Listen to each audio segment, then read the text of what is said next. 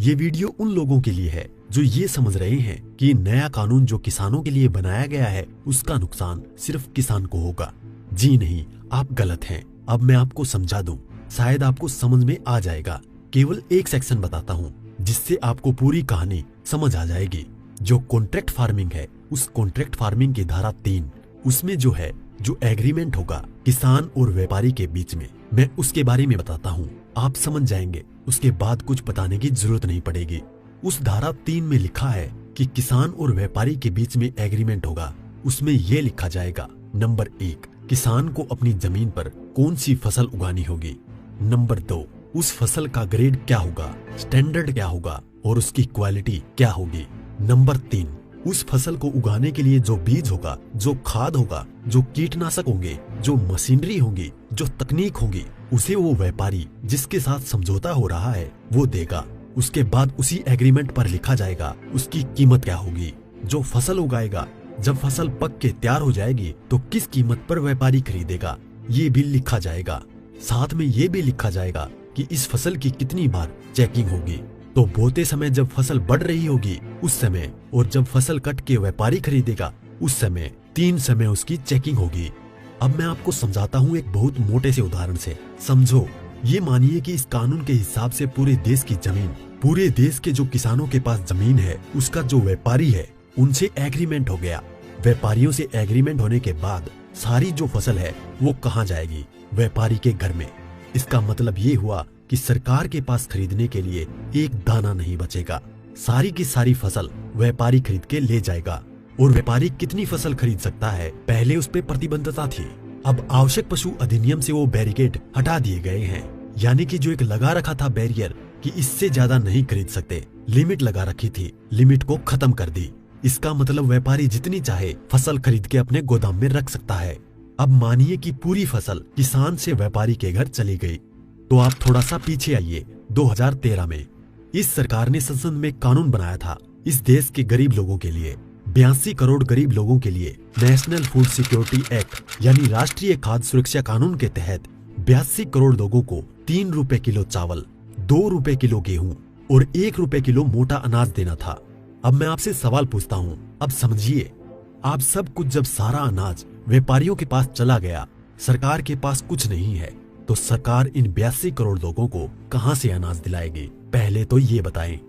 इसका मतलब जो 82 करोड़ गरीब सरकार की मदद पर निर्भर था वो खत्म हो गया। मतलब आप कह रहे हैं कि किसानों के खिलाफ बिल है, किसानों की भलाई की बात कर रहे हैं, किसानों के खिलाफ लोग समझ रहे हैं। नहीं, ये पूरे देश के खिलाफ है। इससे 82 करोड़ गरीब खत्म। देश में 5 लाख जो राशन की दुकानें हैं वो भी खत्म। 5 लाख राशन की दुकानों में कुछ रोजगार भी मिलता होगा, वो भी खत्म। अब इसके बाद आप आ जाइए कि जब किसान को सारी चीजें, जो खाद भी है, बीज भी है, कीटनाशक भी है, मशीनें भी हैं, तकनीक भी है, वो व्यापारी जिससे समझौता हुआ है वो ही देगा। तो जो व्यापारी ये काम करते हैं, कोई खाद बेचता है, कोई बीज बेचता है, कोई मशीन बेचता है, तो कोई कीटनाशक बेचता है, वो व्यापारी भी खत्म। तो आपने व्यापारी खत्म कर दिए, गरीब मजदूर खत्म कर दिए, और किसानों को आपने बंधक बना दिया, मजदूर बना दिया, गुलाम बना दिया। कैसे? अब मैं बताता हूँ। जब किसान की जमीन पर एग्रीमेंट हो गया तो किसान चाहकर भी अपनी जमीन में मानो मक्का बोए हुए है, मक्के से एक बूटा तोड़ के नहीं खा सकता। आज की तारीख में तो खेत में जाओ और एक नहीं 10, 20, 50 जितने बूटे तोड़ के खाने हैं खाओ, खूब सेक के, रिश्तेदारों को भी ले जाओ। साथ में गन्ना अगर बो रखा है, एक गन्ना नहीं खा सकता। क्यों? क्योंकि व्यापारी से समझौता है। अगर एक गन्ना टूट लिया तो फिर उसके बाद व्यापारी से लड़ते रहो। आप एसडीएम के यहाँ, एडीएम के यहाँ। मतलब ये है कि अपनी ही जमीन पर किसान अपने लिए, अपने बच्चों के लिए अगर मन करता है, जो फसल किसानों ने उगाई है, किसानों की मेहनत है, उसमें से एक दाना नहीं ले सकता। ऐसे कानून का क्या करेगा किसान? और इस कानून ने व्यापारी खत्म कर दिया, इस कानून ने मजदूर खत्म कर दिया, और साथ में जो किसान है, किसान को इतनी भी मोहलत नहीं दी गई। आज की तारीख में तो किसान किसी भी जगह से दूर जाकर, यहाँ से ठीक नहीं मिला तो वहां से ले, वहां नहीं मिला तो वहां से ले, यहाँ से कम नहीं मिला तो यहाँ से ले। खाद और बीज अपनी मर्जी से ले सकता है, इसके बाद नहीं, इसके बाद तो व्यापारी ही देगा। इसका मतलब ये हुआ कि चंद व्यापारियों के हाथ में पूरा देश जाने वाला है। और जब व्यापारी के साथ में समझौता हो गया तो कोई भी बैंक किसान को लोन नहीं देगा। इसका मतलब ये हुआ कि अगर उसे पैसे चाहिए किससे लेगा? एक ही रास्ता बचा है, उस व्यापारी से। तो सरकार कहती है कि जमीन नहीं जाएगी, तो ऐसे जाएगी जमीन।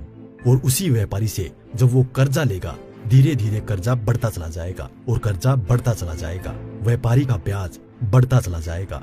लिहाजा जो किसान है अपनी ही जमीन उस व्यापारी को बेचने पर मजबूर हो जाएगा। अब थोड़ा सा पीछे जाओ, आपको ले जाता हूँ 1947 से पहले। उस समय क्या था? इस देश में जो साहूकार होते थे वो ऐसे ही करते थे। किसान को पैसा दिया, वो पैसे पे इतना ब्याज पर ब्याज पर ब्याज पर ब्याज किसान की पीढ़ियां गुजर जाती थी, कर्ज नहीं उतरता था और सारी जमीन जो है वो साहूकार के यहाँ पे चली जाती थी। मदर इंडिया और धर्मेंद्र जी की गुलामी जैसी फिल्में देखें आप, और अगर पढ़ना हो तो गोदान पढ़ो मुंशी प्रेमचंद जी की। पहले वो अपनी ही जमीन पर बंधुआ मजदूर बनेगा, उसके बाद में अपनी ही जमीन बेच जाएगा। ये है इस कानून का परिणाम जो आगे तक नजर आता है। इसलिए ये कानून पूरे देश को तबाह करने वाला है। अब एक चीज और रह गई, उसे भी बता दूं। जो मध्यम वर्ग के लोग जो आज रोटी खा रहे हैं, जब व्यापारी सारा अनाज अपने गोदामों में बंद कर लेगा, तो वो जो आज उसने लिया जिस दाम पे उससे 6 गुना 7 गुना 8 गुना दाम पर बेचेगा। तो जो मध्यम वर्ग के लोग जो घरों में बैठे हैं उनको इस आंदोलन में बाहर आना चाहिए। जो अनाज, ये आटा 20 रुपए से 25 रुपए 30 रुपए किलो मिल रहा है, वो ही इस कानून के लागू होने के बाद वो आटा, वो अनाज उन्हें 50 से 6 गुना दाम पर मिलेगा। 100 रुपए, 125 रुपए, 150 रुपए किलो मिलेगा। तो असर किस पे पड़ेगा? एक भी व्यक्ति नहीं बचेगा जिस पर इस कानून का असर ना पड़े। इसलिए मैं कहता हूँ कि ये किसानों के विरोध में नहीं है, देश को तबाह और बर्बाद करने के लिए है। इतना सब कुछ पता होने के बाद भी अगर आप किसानों का साथ नहीं देते हैं तो आगे आपकी मर्जी।